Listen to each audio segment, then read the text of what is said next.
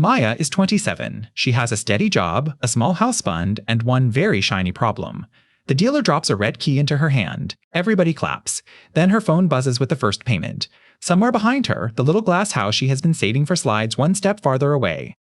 The salesman never says, 7 years of your future. He says $183 a week. That sounds tidy. A dinner out, a few grocery bags, a number small enough to accept without a fuss. But weekly numbers are excellent hiding places, so Finch takes Maya's payment, stretches it across the floor, and asks one rude little question. Where does it end?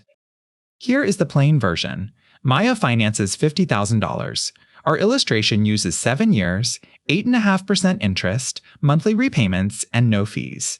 That works out to about $792 a month. By the final payment, she has sent about $66,500. The car price did not change. Time added the extra weight. That is not Maya's real loan, and it is not a quote for yours. Rates, fees, deposits, and contracts change. We are using one clean example so the shape is easy to see. The important bit is not the exact dollar. It is the trick your brain plays when one large promise is chopped into 84 comfortable pieces. Maya needs a car. Her old one coughs at traffic lights and smells faintly of wet carpet. This is not a story about walking everywhere while carrying a refrigerator. Cars can save time, open jobs, and make family life possible. The villain is not the car. It is making a 7-year decision while looking at a 7-day number.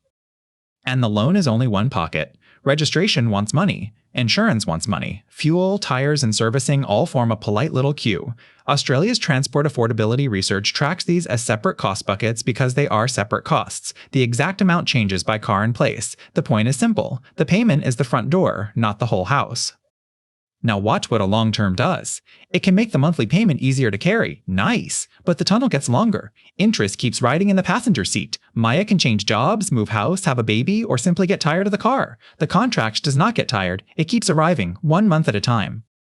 This is why MoneySmart says to look beyond the headline rate. The comparison rate rolls interest and most fees into one number, which can make loans easier to compare. It still does not replace the contract, but it can stop a very low advertised rate from wearing a fake mustache while fees sneak through the side door.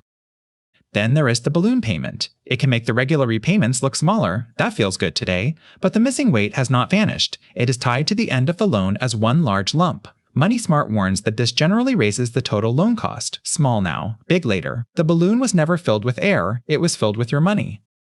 Finch parks a second car beside Maya's SUV. It is 4 years old. The paint has one tiny scratch. Nobody at the dealership releases confetti. In our second illustration, Maya finances $15,000 for 4 years at the same rate, again with no fees.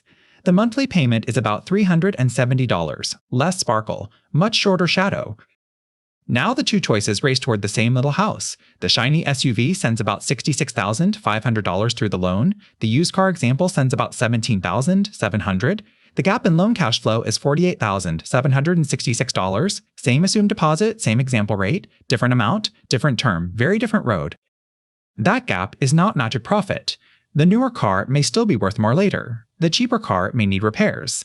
Nobody can know the exact resale value today, so we are not calling the gap wealth. We are calling it what it is, cash that the larger loan demands and the smaller loan leaves available for something else. Suppose Maya's future home costs $700,000. MoneySmart calls 20% plus buying costs, a good deposit goal, while noting that some buyers have lower deposit pathways. 20% here is $140,000. Our car loan cash gap is about 35% of that example goal, not the whole house, but a very large room. Maya does not feel $48,000 leaving, she feels one monthly payment. Then the same payment comes again. That is why this works. Big goals grow quietly, and big obligations drain quietly. No siren, no cartoon thief, just a phone notification while she is making toast, 84 times in a row. A dealer may ask, what payment can you afford? It sounds helpful, but it starts at the wrong end. A better question is, what total cost am I choosing? Then ask how long the loan lasts, what the comparison rate is, which fees sit outside it, and whether a final balloon is waiting. Start with the whole animal, not one tiny paw. Finch gives Maya 4 envelopes. One says loan, one says running costs, one says repairs, one says future goal.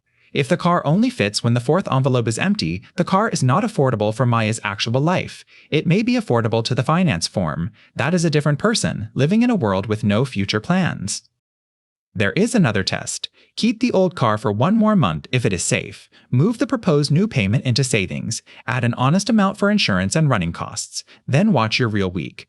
If the number hurts before the shiny car arrives, it will not become gentle because the seats smell new. Sometimes the dearer car is still the right answer. Maybe reliability protects Maya's income. Maybe safety matters more. Maybe she will keep it for a very long time. Good. Then the choice can survive daylight. The aim is not to buy the cheapest object with wheels. It is to know which future you are paying for before you sign it away. Maya goes back to the numbers. She changes the car, shortens the term, refuses the balloon, checks the comparison rate. The red SUV does not explode. The salesman does not faint. The world keeps turning. She simply makes the deal smaller than her life instead of making her life fit inside the deal. The glass house rolls back into frame. It is still not guaranteed. Prices can move, life can change, saving takes time. But now Maya can see it. That matters. A goal you can see has a fighting chance. A goal hidden behind $183 a week can disappear without ever making a sound.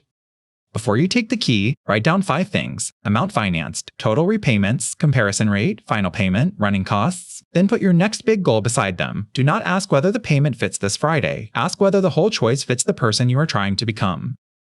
Maya thinks the big decision starts when the key reaches her hand. It actually starts earlier. MoneySmart says to compare loans before you find the car. That matters because a rate is just a rate at the kitchen table. Under showroom lights, it becomes the gatekeeper to the car you already want. Finch moves the loan shopping one day earlier. Before the new car smell, the bright paint and the applause have a chance to vote. Dealer finance can feel wonderfully convenient, but convenience can arrive with a parade. There may be an establishment fee, a broker fee, an introducer fee, ongoing fees, or missed payment fees. Not every loan has every fee. The contract decides. MoneySmart says to ask who is involved and what additional fees are included before signing. Finch puts each fee on a conveyor belt. Maya watches 5 small envelopes become one very long receipt.